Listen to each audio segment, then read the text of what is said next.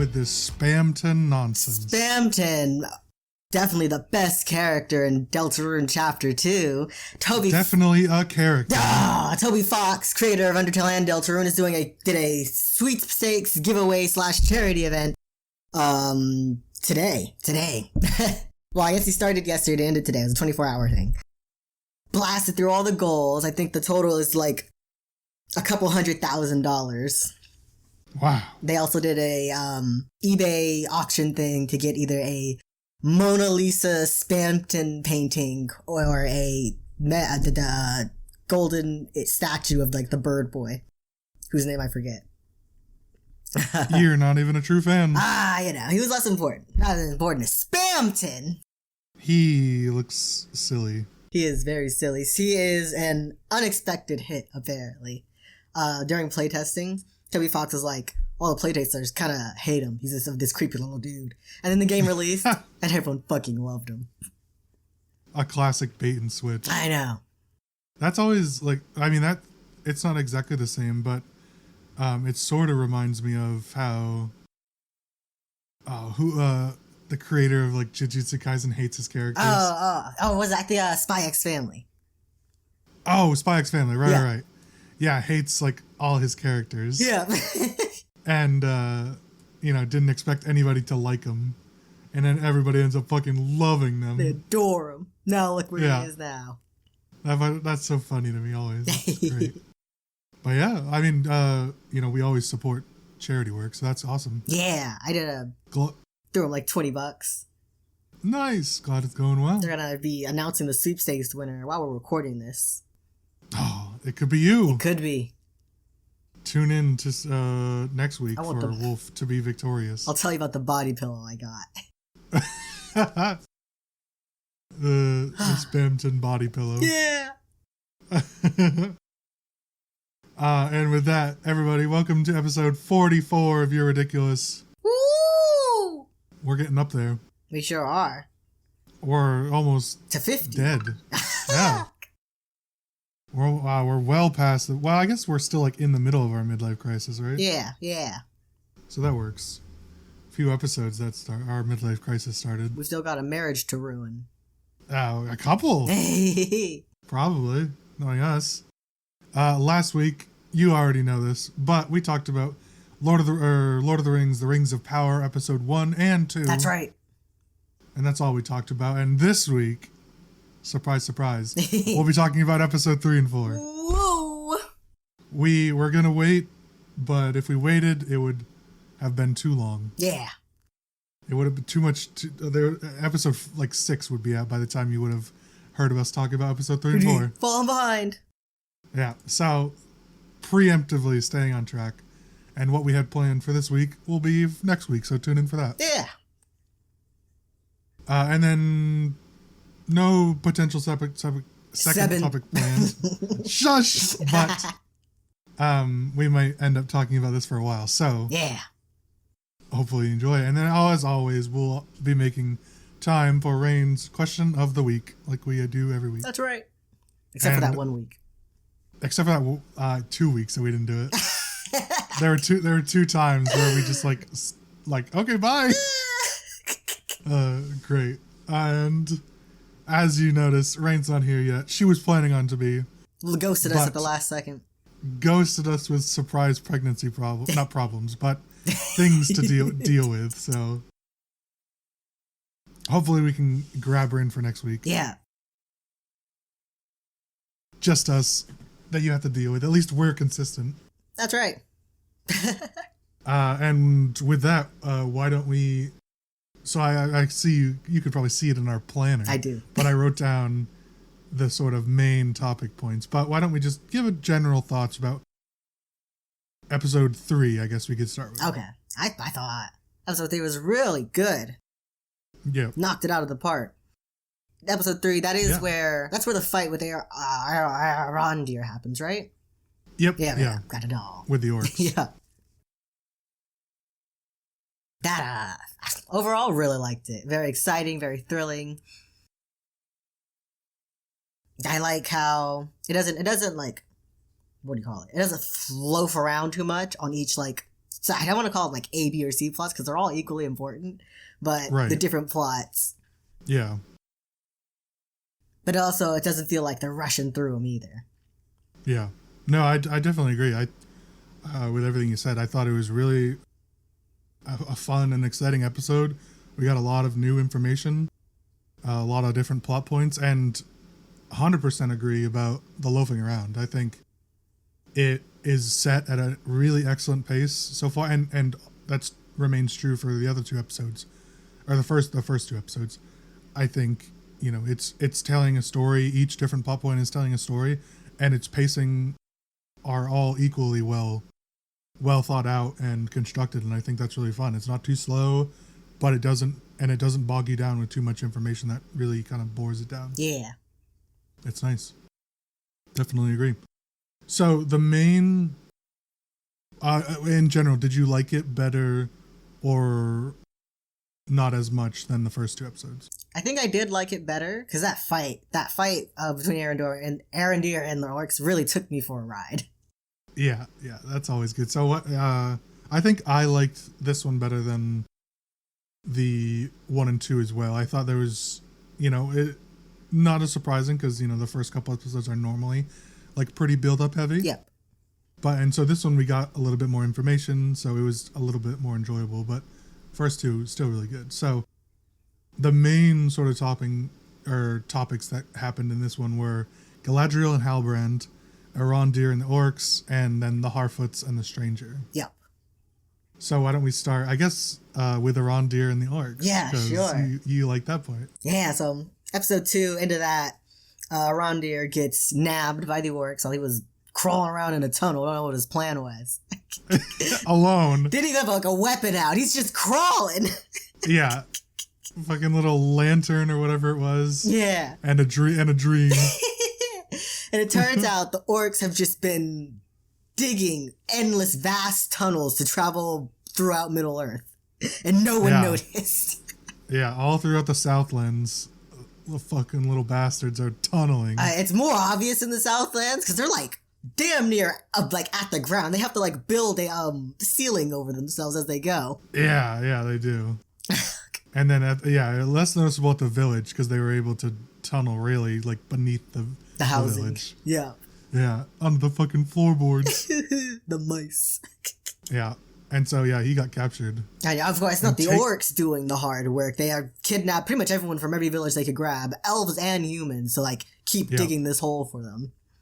Yeah, putting them to work. Yeah. Slave labor. And now that Arondir's arrived, I guess now they've decided they have enough fighting forces to actually like rebel against the orcs. Because they sort of have an advantage. As Arondir demonstrated when he just kind of hopped up and chopped down the roof, and a bunch of the orcs couldn't do shit. I know. Pretty weak defensive plan from the orcs on that one. Yeah, they're just pulling the chains, hoping for the best. Yeah. And then there's like this really cool fight scene. I think, Arondir's the one who really looks cool. The other elves kind of blow it. A little bit, yeah. They were less exciting, but... One gets free, immediately bolts, gets shot, falls. Yeah. But then Arondir, he succeeds in the fight. He traps the warg. And the other guy, I don't think he ever got a name. The other elf. Some cuck. Yeah. He successfully climbs to the top. Arondir finishes his fight at the mountain. He climbs to the top, only to find that they are surrounded by orcs on all sides. And his little buddy has been shot in the chest with an arrow. Gets shot again. Dies. Goes down. Yeah. We're not too surprised. And then sort of Arondir ends up getting taken. Yeah, he gets taken to his daddy. Yeah, Adar. So for those of you that don't know, Adar is dad or father in Elvish, I believe.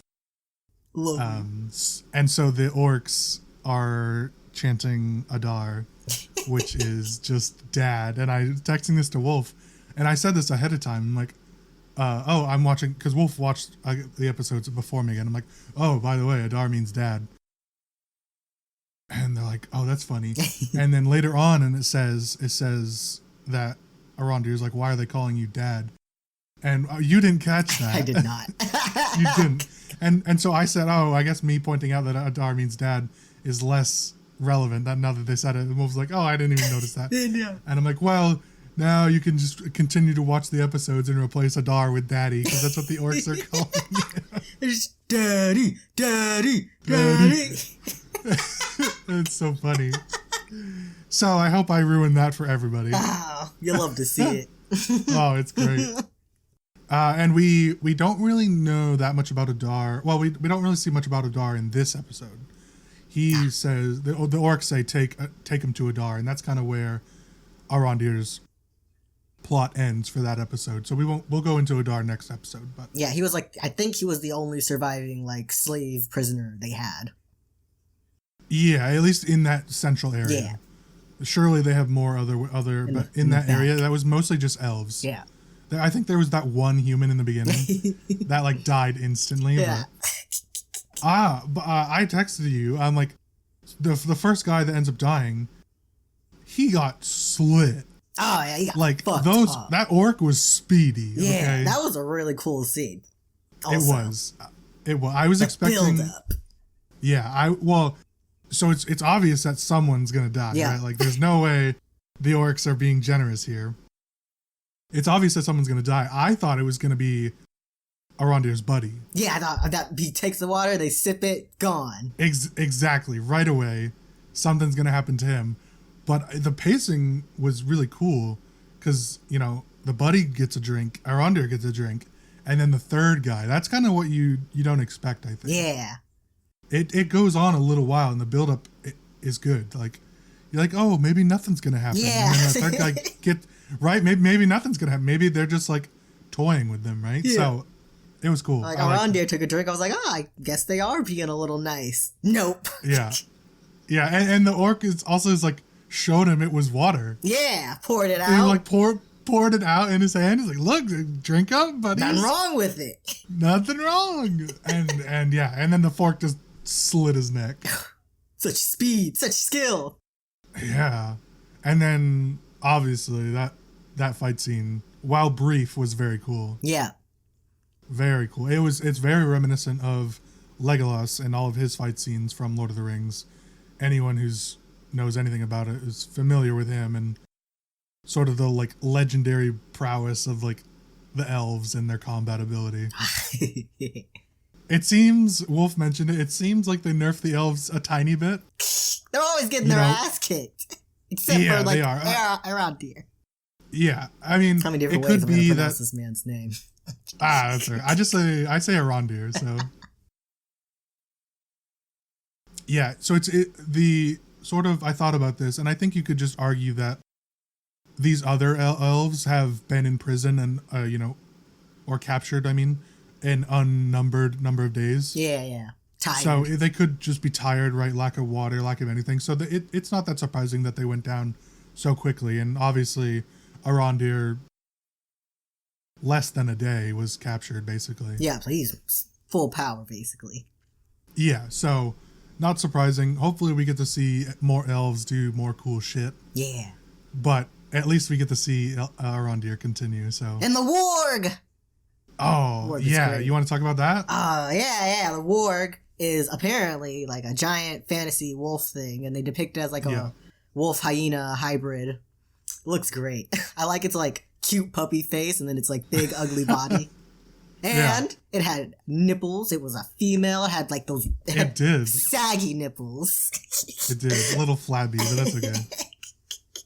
It's like, wow, what a attention to detail.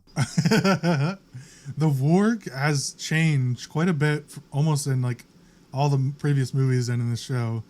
And originally it was like a very large hyena dog sort of thing. Then they sort of shifted it more in The Hobbit, which came out later, even though the story came first. Right. They sort of shifted it to much more wolf-like, especially the ones where you see him up close. There's a couple that you really get good shots of that are sort of important. And so they're much more wolf and dog-like.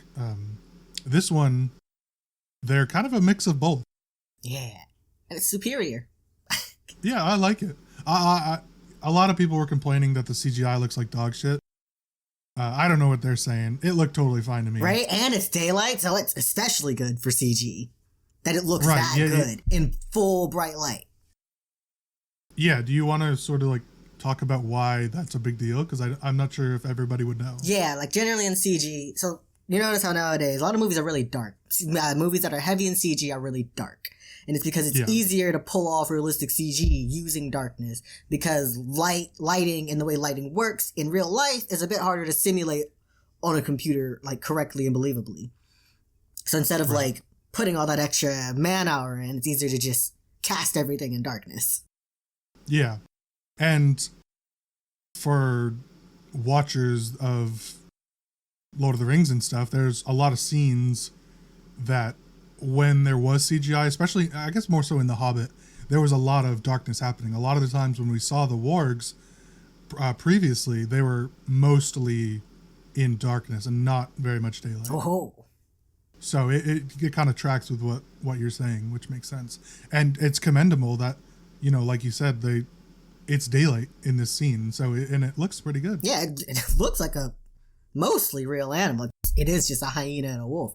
And also, I think it's got more like detail in it. The level of detail in it, the fact that it had nipples and all the fur and stuff, it makes it even more realistic of a depiction of an animal that might actually exist. Yeah, and the really only description, I mean, obviously it's Tolkien, so there is quite a description, but the main takeaway points are it is a large fantasy wolf, essentially. And we got that. Like, I don't really think it was that bad. Yeah, huge. Pretty big. Also, it's a female, so you can surmise that it's going to be smaller than a male version. Yeah. So that's another point that I think probably a lot of people missed. It would be fun if it had like baby wargs, because it is a female and it does look recently like birthed, it recently gave birth. The wargs also, most people don't know this and most people probably don't care, but I do. The wargs are not, they're not like created like the orcs are. The orcs are basically like corrupted elves. The wargs just came from the mountains. They're just part of the world. Yeah, there's creatures. They're just creatures in the world. They came from one of the deep mountains. I forget which mountain area, but they were there. They were captured by the orcs and bred and became more hostile. But they're not like crafted to be super evil or anything. They're just wild animals. Yeah, doing their wild animal thing.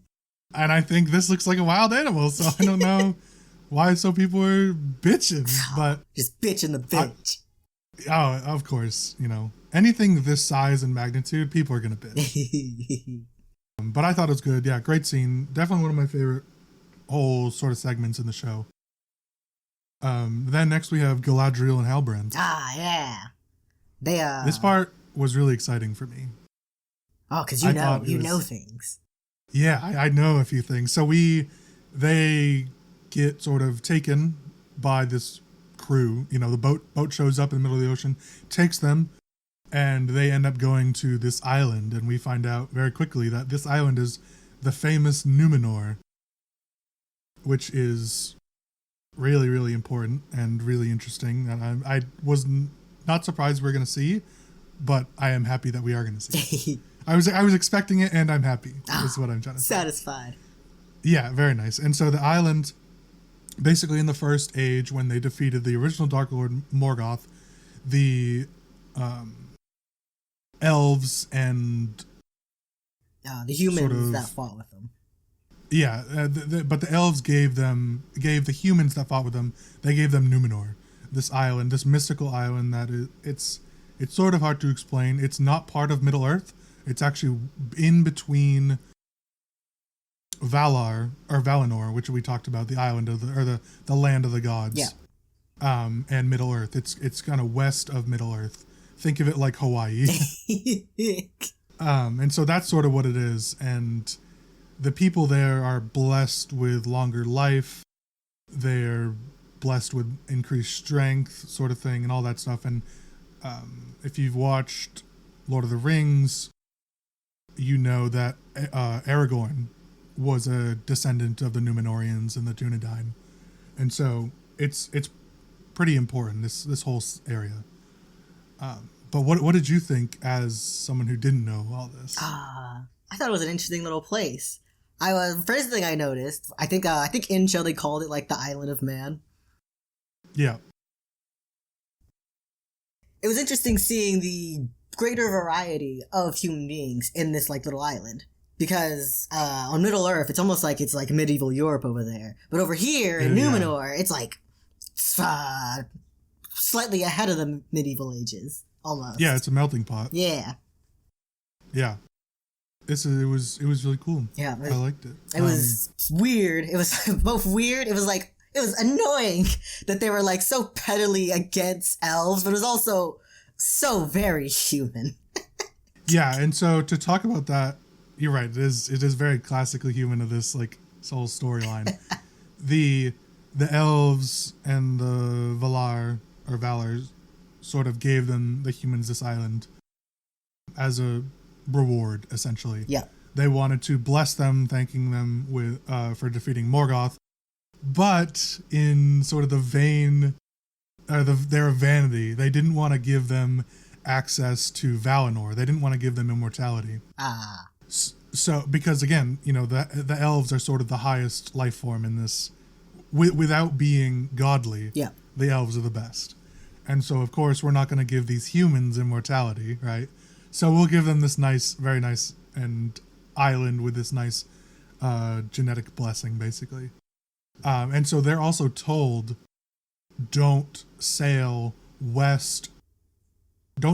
far west of Numenor that you can't see the shoreline. Because at that point, you start to run into the Valinor. Right. Where Galadriel was going. Yeah. So if you go so far west, you're going to start to see those curtains.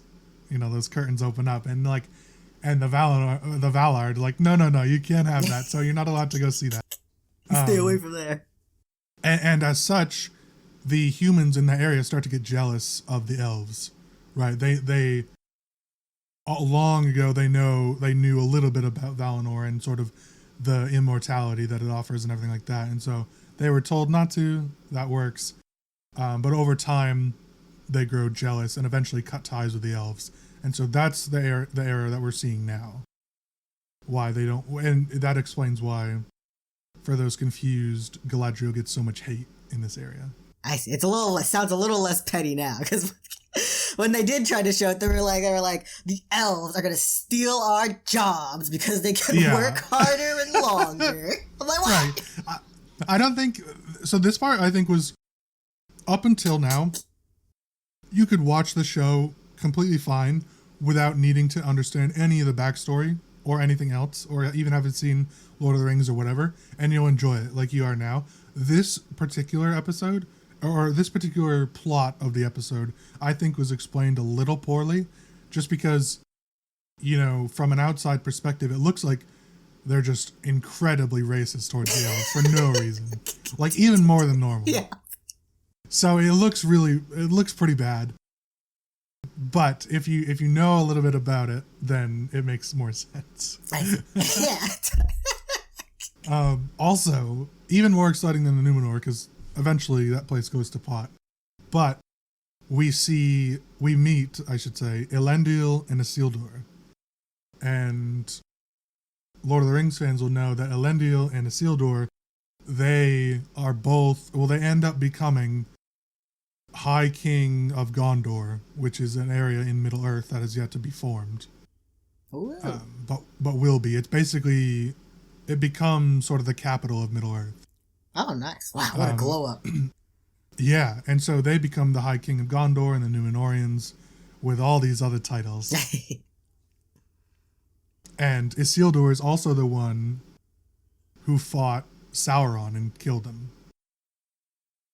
Cut his finger off, cut the ring away from his body. Yeah. Basically destroyed him the second time. Wow, what a redemption arc. After you fucked over his friends like that. I know. We'll get to that. Was that this episode? Oh, was it? I think it was the fourth, episode 4. I think it was the 4th episode. Yeah, it was. So yeah, right now they're just, he's like a captain of the guard, not of the guard, but he's like a sea captain, military captain, Elendil, and his son is basically training to be in the military, I guess. Yeah, they're both military. I guess it's a navy. Navy. I was just gonna say that. Yeah, navy. And so they're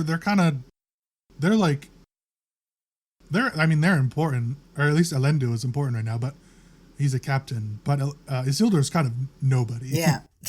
So I'm excited to see the transition, and hopefully we get some info about how they become fucking kings, which I think will make sense. They're going over to Middle Earth, so this is probably the starting point. Yeah. Which one? I think it's Isil. I'll just call him. Isil, yeah. Isil. He's wanted to go west because his brother went west for some reason. I don't really understand why. Yeah. He just said he wanted to find true Numenor. Yeah.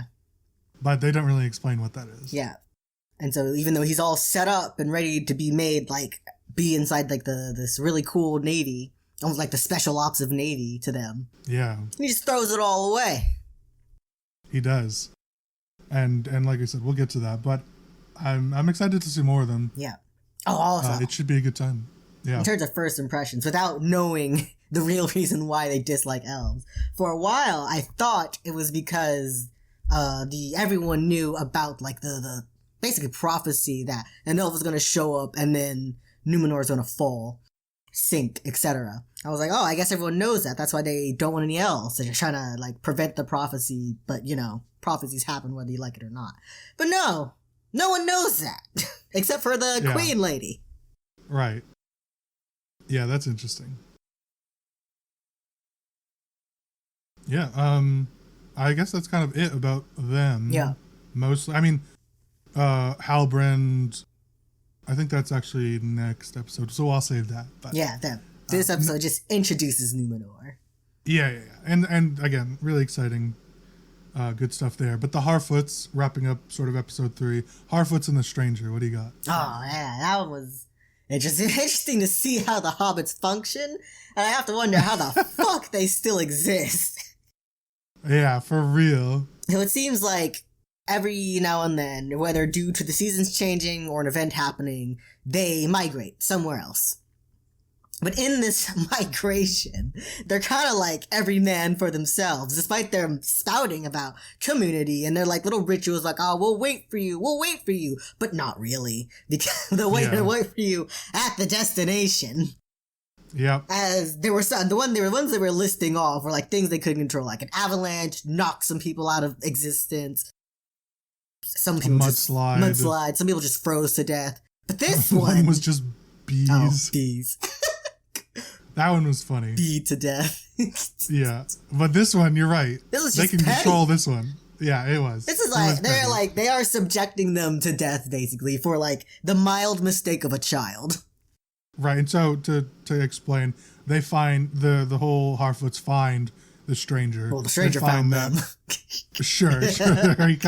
He kind of did like interrupt their ceremony, but they find out that what's her name? Poppy?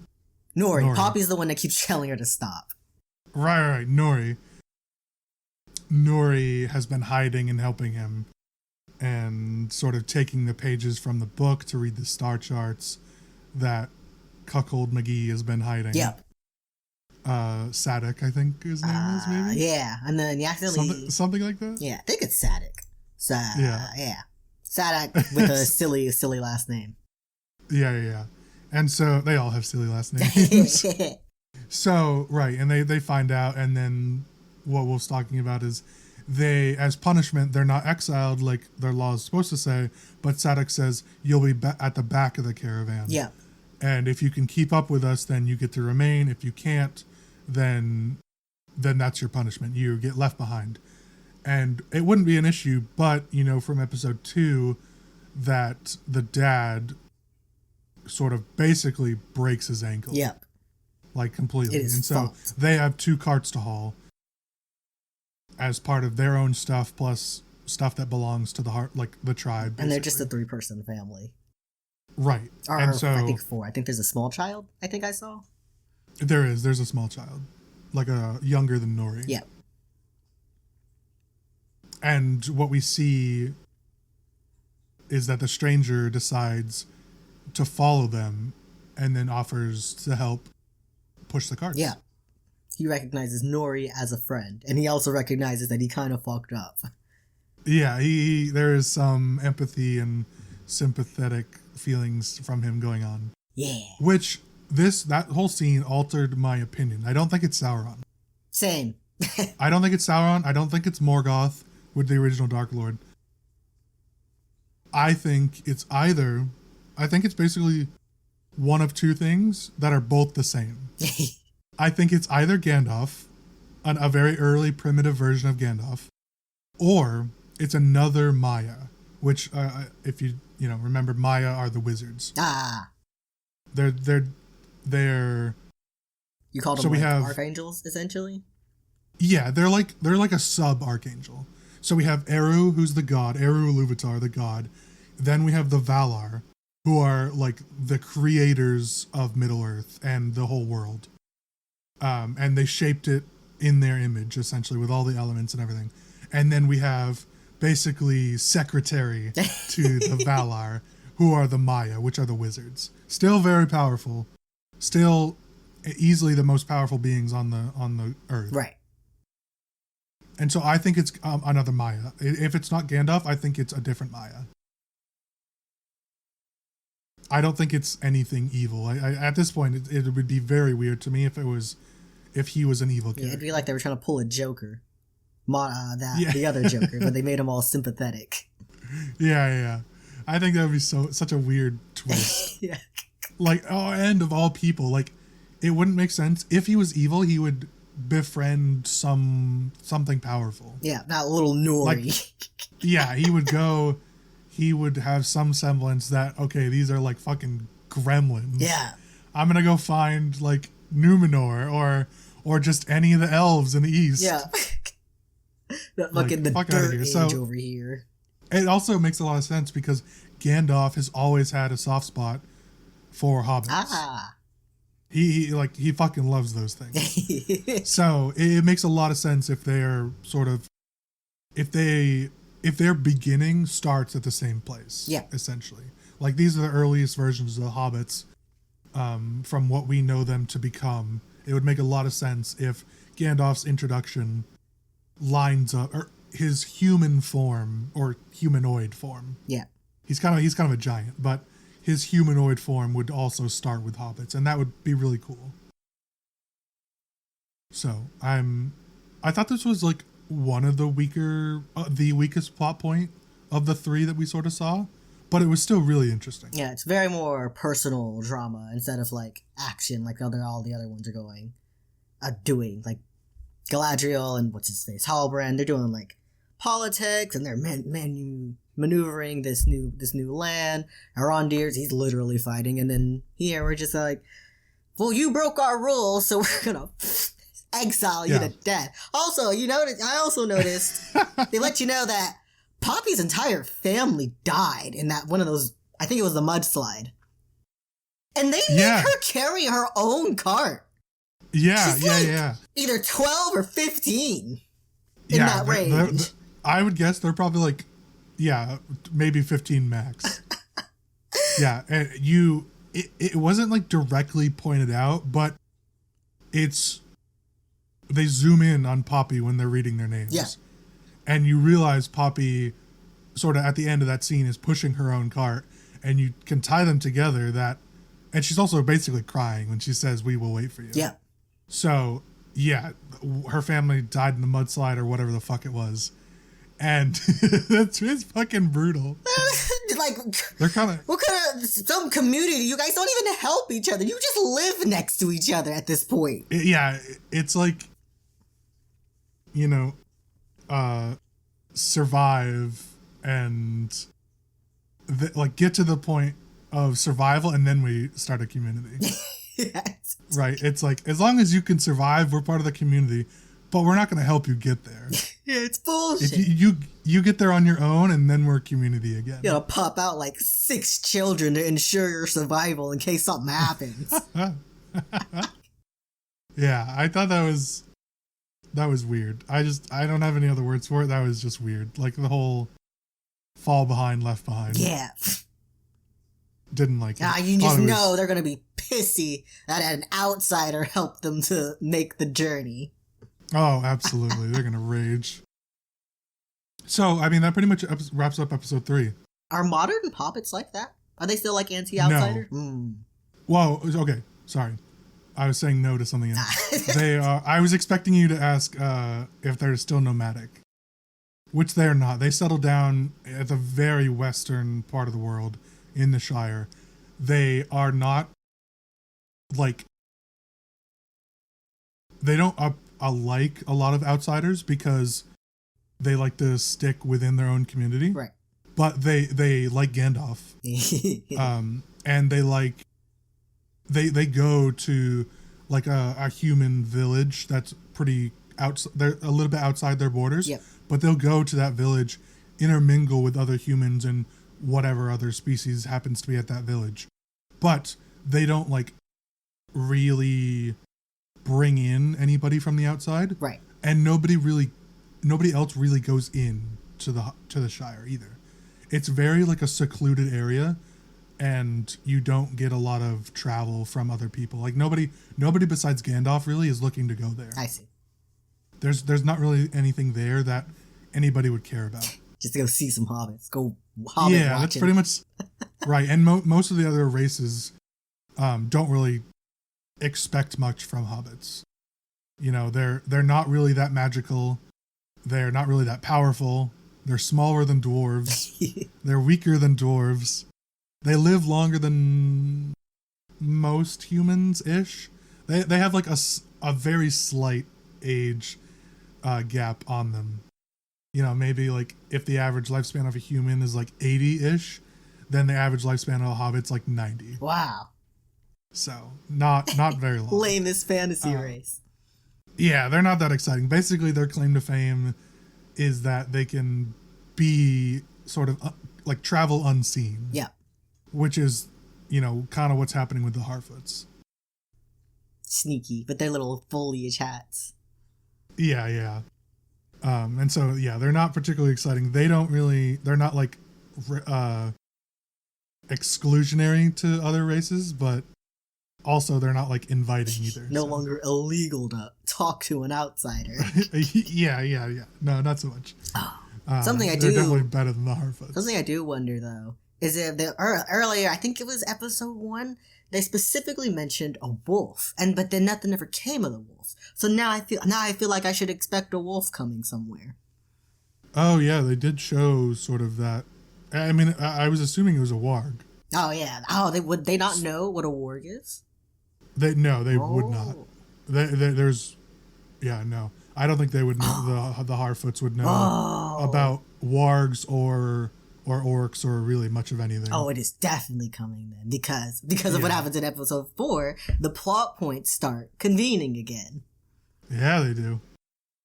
Which is a great segue. Let's move on to episode 4. Yeah, I'm a pro. And we can talk about that. Go ahead.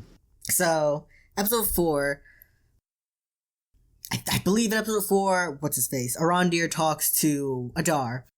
And he's like, what do you think? They exchange their words, and essentially Adar sends him to live, but with a message to the humans, but whoever's left in that area. The humans and the elves. But he sends them back to the tower. Are there still elves over there? There's some. Left behind. I think most of them have moved on. Yeah. But there may have been I think there were some like scroungers, you know, getting ready to go. I see. But mostly just humans. Yeah. That's where that ends. And then we get back to time has passed. A lot of time has passed. And the village and what's the lady's name? I have no Boo something. Bronwyn. Whatever. Bronwyn.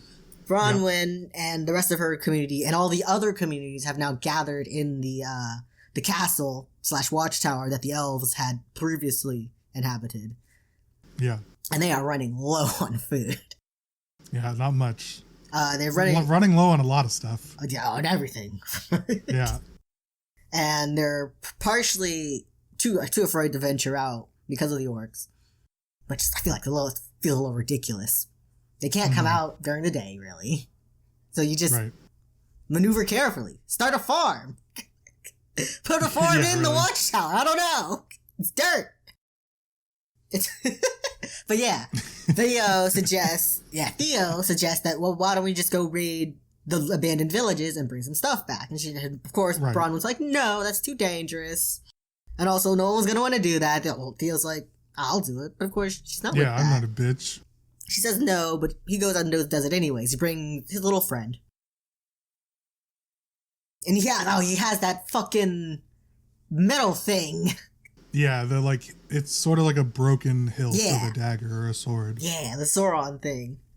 Yeah. Which apparently at some point he has learned how to use, because he stabs it into himself and uses it as a sword when he gets somehow caught off guard by a fucking orc inside the tavern, I think. Yeah, those fuckers are sneaky in this version. Yeah. They are not previously, like in other versions. This is like the top tier OG orc bloodline. Oh. And then, like, in Lord of the Rings, we got all the dregs of what's left of them. They only got worse. All the cast outs. Just what's left, the leftovers. Yeah, because the idea of the orcs is that they're not particularly great fighters, because they're not like classically trained like a knight or whatever, or a soldier. Right. And they're like intelligent, but they're not like super smart. Right. The idea that their power comes from overwhelming numbers. And so we'll just kill you because we have triple the population. That'll do it. One of the major I'm getting off topic, but I think it's funny. One of the major battles was like 2,000 men to over like 15,000 orcs. Jesus. Yeah. Anyways, so this was interesting to see that the orcs are much more put together. Yeah, but they're a lot more sparse. And like there was like maybe 5 of them in the village, maybe 6. Yeah, not many. Yeah. A small party in the village and a small party maintaining the tunnels. Yeah, and they're fairly smart, at least. They're communicating, they're tactile. Yeah, they're definitely better in here than they have been previously. They're more they seem a lot more like Uruk-hai, which are basically like souped up orcs essentially. They're like twice as strong, much smarter. But they were created by Saruman in Lord of the Rings, so they can't be Uruk-hai, which is the interesting part. Right. It's just very reminiscent of this sort of thing. They bred so much they devolved. Same.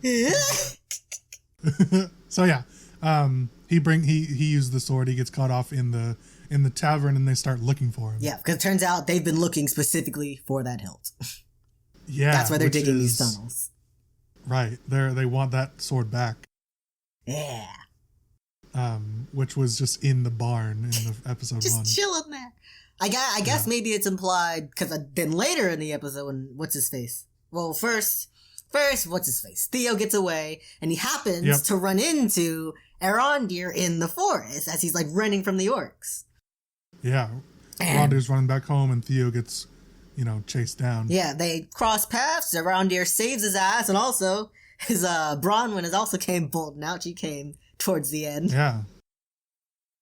I'm here, guys. And in a very dramatic, cinematic moment, they bust into the clearing, and just in time, the clouds clear, and it's morning, so the orcs can no longer pursue them. They were about to make their final stand. You could see it. They stopped running, turn around, about to take on the orcs, and then, lo and behold, morning comes. Yeah. It's like I'm watching an episode of Demon Slayer. Pussies, you have bows and arrow. Use them. Oh, well, they were using them. They were. They were. They're awful at it. I texted you. I'm like, archers are fucking dog shit. Leave it to the elves.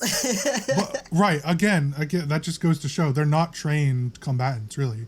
They just go they just have like a brutality to them that like they want to kill stuff. Yeah. But that's pretty much it. So yeah, that whole scene where they like stop, about to make their stand, and the orcs have to retreat. Basically, that was cool. Yeah. We also see that he did sort of learn how to use it. He sticks it in his arm, and it becomes like a sword. Yeah. So, pretty interesting. And then sort of the end point of that plot line is there's an old man. Yeah. Who originally had the sword in his barn, or whatever it is, the hilt in his barn. And he's like, He seems like a fucking sleeper agent. He's like, effectively says that the two of them are low-key chosen ones. Right. Waiting to be chosen by Sauron and waiting for some sort of message or something to happen, and then their time to strike. Yeah. And Theo's like, bro, I just found this sword. I wanted to have it. Cool sword. I don't know what the fuck you're talking about. Probably not good for him. Yeah. Probably pretty bad. I still think the sword is a Morgul blade, which is the swords that the Ring Wraiths used that were basically like Sauron's second in command. Yeah. So they're like the big baddies. I still think it's that. So if you know what a Morgul blade is, I think that's what it is. But I could totally be wrong. Could be something else. Could be something even worse. So we'll see. Yeah. Yeah, that was pretty much that one. And then we get Durin, Disa, and Elrond. We finally get to see what's going on with those guys. Yeah. And it's a little less dramatic, at least to me, than what was really going on. Apparently, Prince Durin has found a new type of ore, new fancy rock, and Mithril. Apparently, that's a huge deal. Very big, yeah. Well, it's interesting at least. I was like, all right, you got a shiny rock. Wow, this is a secret. Yeah. Elrond continues to prove that he has no idea what the fuck is going on. But I suspect maybe Celebrimbor might know. But even maybe not, because he didn't, I don't think he suggested the dwarves. Elrond suggested the dwarves. He did, yeah. Elrond suggested it. I think Celebrimbor might have ulterior motives once the party gets back to Lindon and to Eregion. But after like Elrond sort of gives him the details. Yeah. But as of right now, I think the dwarves are just a little bit paranoid. But I do think something's going to happen that's not going to be good for their friendship. Oh no. I think something's bad. I don't know what it is. I just think I'm expecting something bad to happen. Not the bros. I did really like how Durin basically accepted and forgave Elrond finally. Yeah. Right? Like, he was like, I'll tell you my final secret. You make a pact on the mountain, and then everything is good to go. Yeah. And Elrond makes the pact with Durin, says he won't reveal whatever the secret is, and he's like, we found Mithril, we found this stone, or this ore, basically. Yeah. You can keep this as a token of our friendship. Which I feel like is kind of setting him up for failure. I know, and that's why I'm expecting bad things to happen once they get to Lindon. He's gonna drop the rock, someone's gonna see it, and then Durin's gonna be like, you betrayed me. Yeah, and so Mithril is basically a souped up sort of iron. It's harder than iron.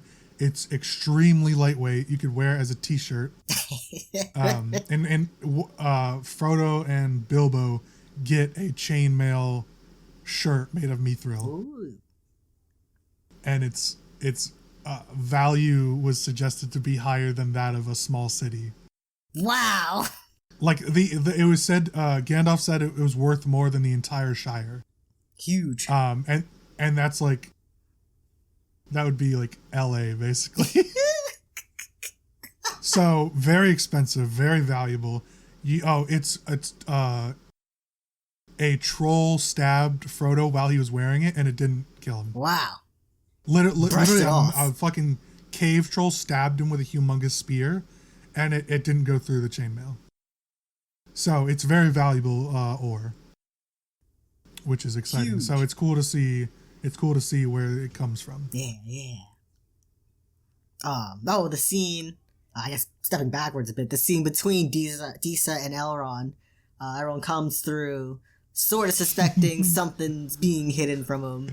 And Disa's like, you're tripping. There's nothing going on. This scene made me so anxious. I was so uncomfortable watching this scene. I thought Disa was scary, okay?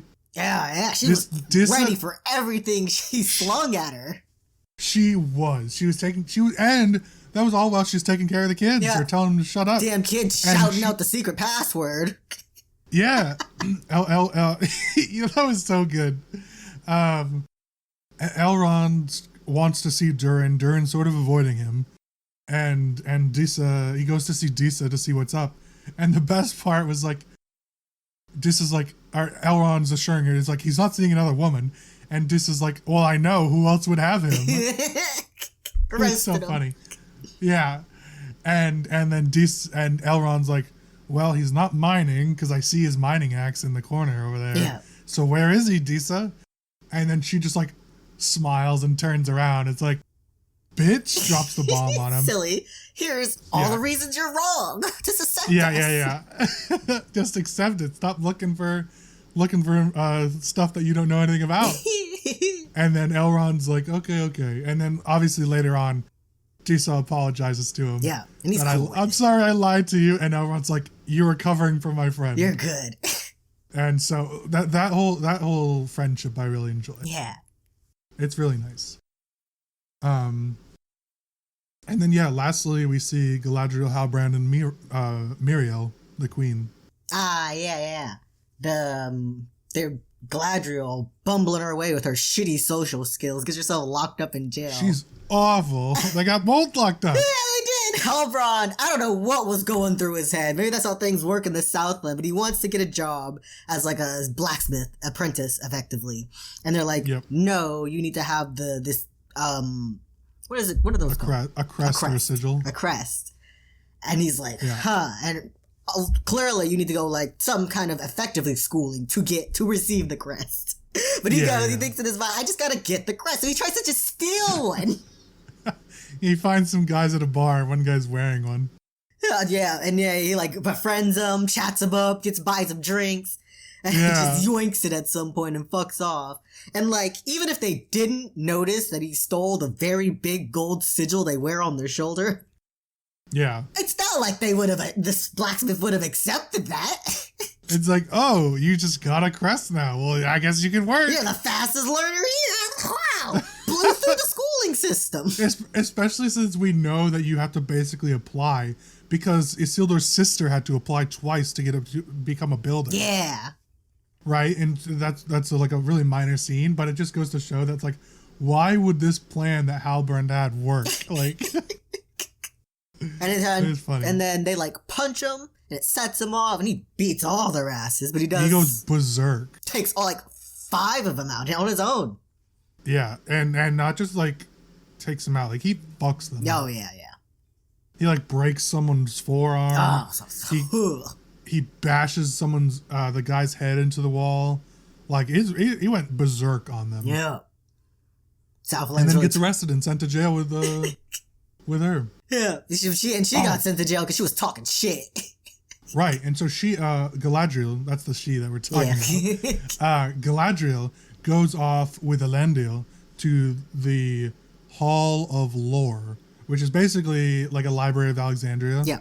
That's what it seems like. It's a big ass tower, and all the archives of Numenor are stored there.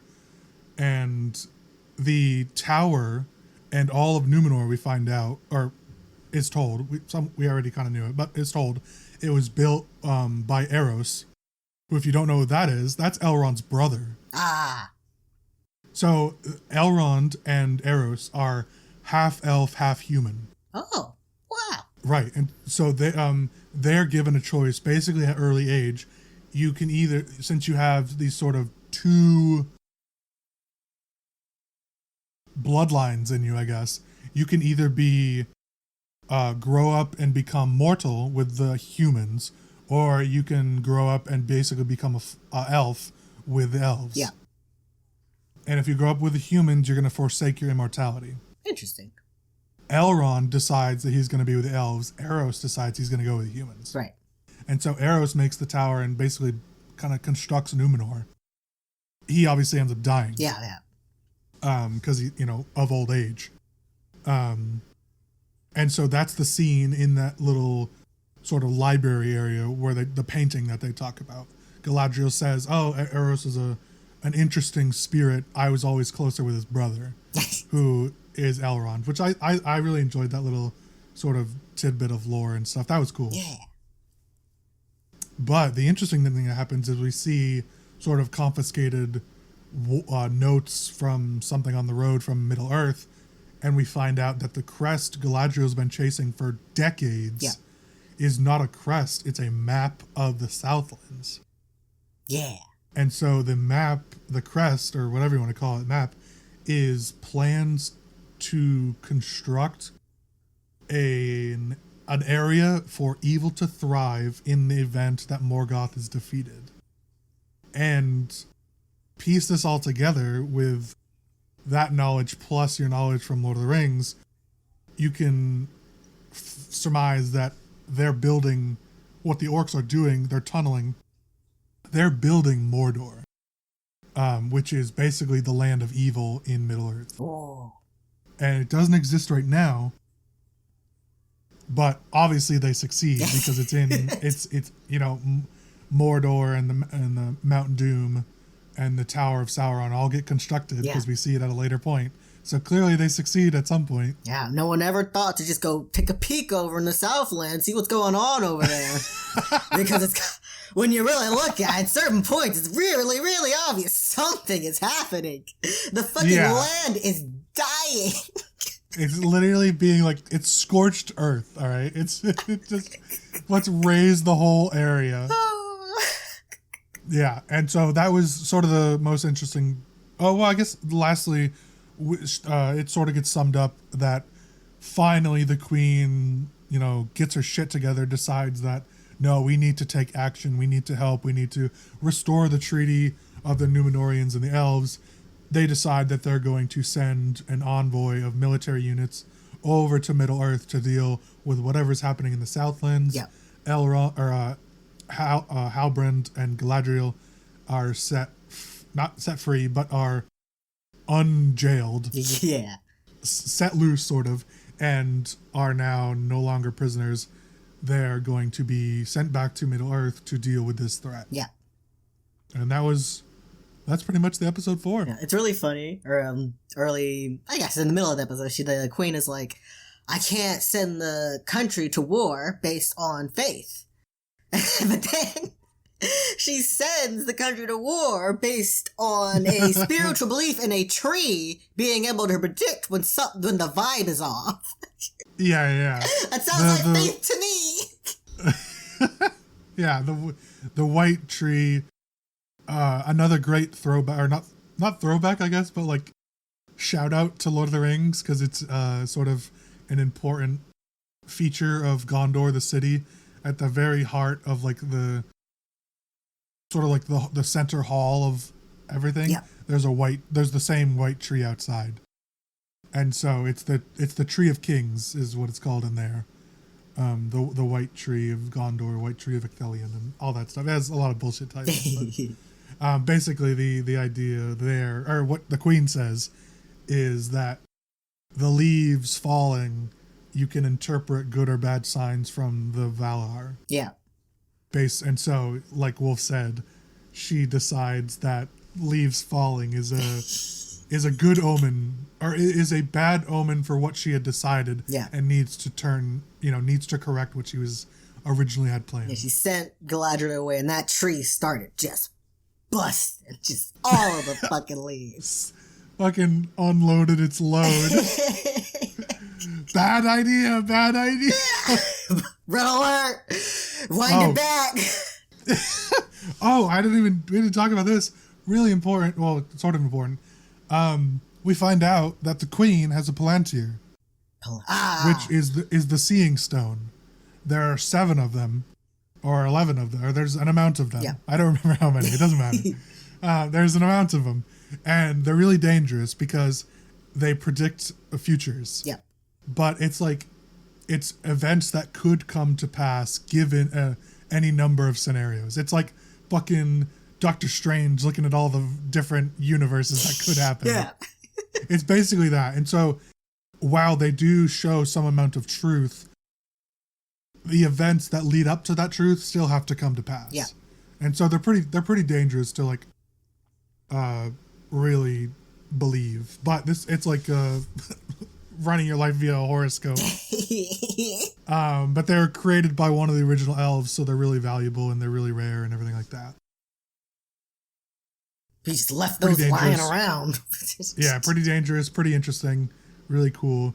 We also get a premonition from her looking at through the Palantir that the downfall of Numenor basically gets taken away like Atlantis. Yeah. The sea reclaims it. Spoiler alert, that does happen. Not for you. Eventually, the sea does reclaim Numenor. And is it like a natural thing or like an act of God? Yes. God says fuck this and takes back Numenor. You bitches were too ungrateful. Yeah, pretty much. How you gonna ban elves for the gift they gave you? Yeah, that does end up happening. Spoiler alert. Also, it doesn't really matter, but I don't think we might see it at the very end of the show. This happening. I have no idea. I'm not aware.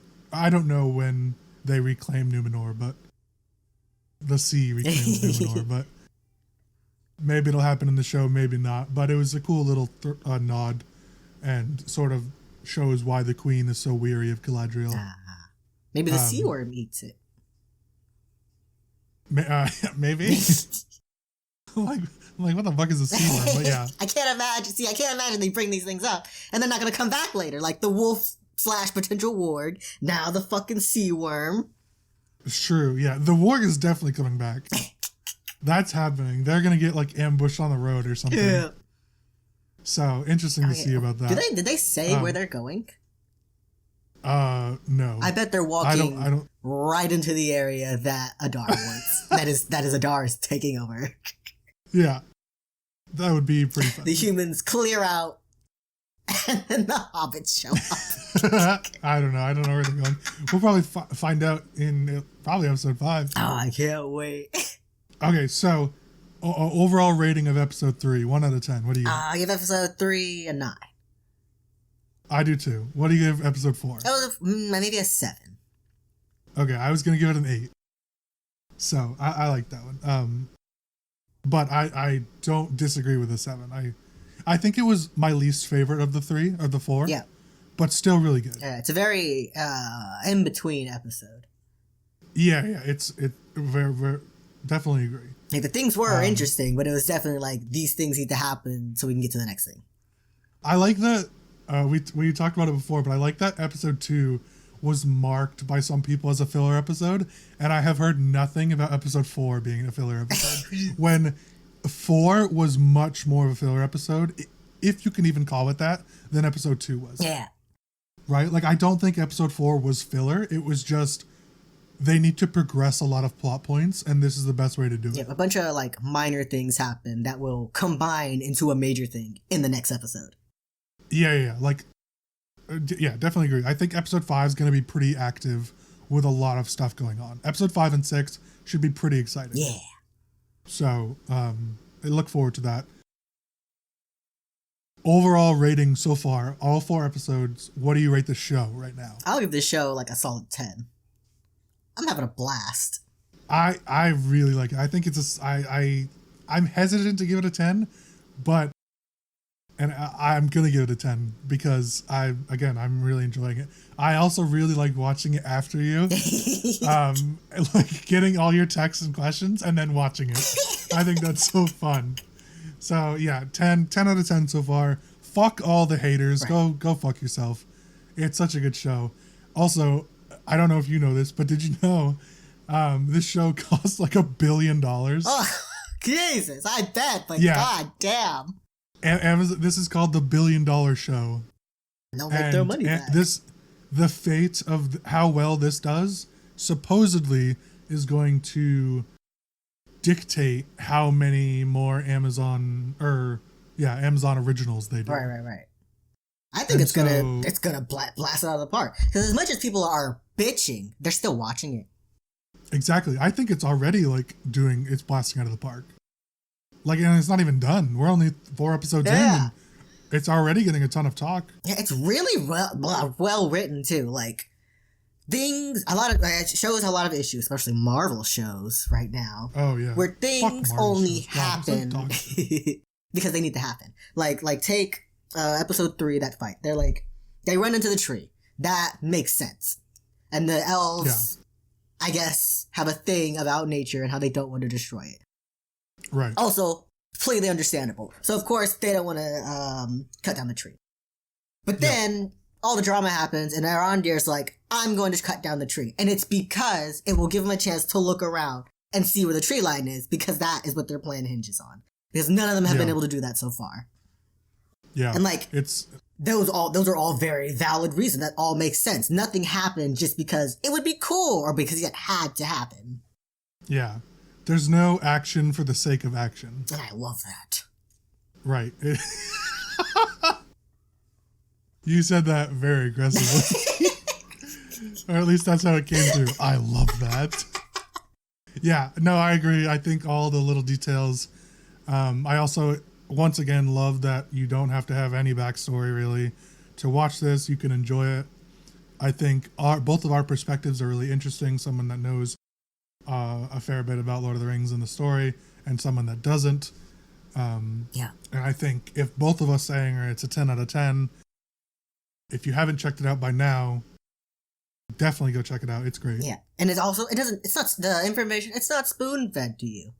I also like that. And it's, I just know people are gonna complain because I was watching it and I was slightly caught off guard by the sudden, I guess time skip technically. Because I didn't realize it was happening until like a bit into the scene. But I don't mind that. Right. I don't need to be told that time passed. But I know people bitched about that in The Witcher, so I know they're gonna bitch about it now. Yeah, it's not spoon-fed and it's not overwhelming. I think it would be incredibly easy to make, especially this sort of story and that they're telling us, incredibly overwhelming to someone that doesn't know any information about the story. Yeah. With the amount of shit and all the confusing names and sort of, it's like all the different magic and all the different characters and all that, it would be so easy to make it overwhelming and completely like non-understandable from someone without any knowledge. But you're having a totally fine time. Yeah. Right? Like you understand pretty much everything with barring a couple questions, and the questions that you ask are like more clarifying or just like interesting ones, right? Like meta questions are like, what's going on in the future of the Lord of the Rings? Is this person relevant to that? Yeah, is this person relevant? Is like you ask, is magic evil? Yeah. So you ask like insane like meta questions that like are just more interesting and stuff like that. So yeah, I think it's great. It's, you know, I ignore all the bitching.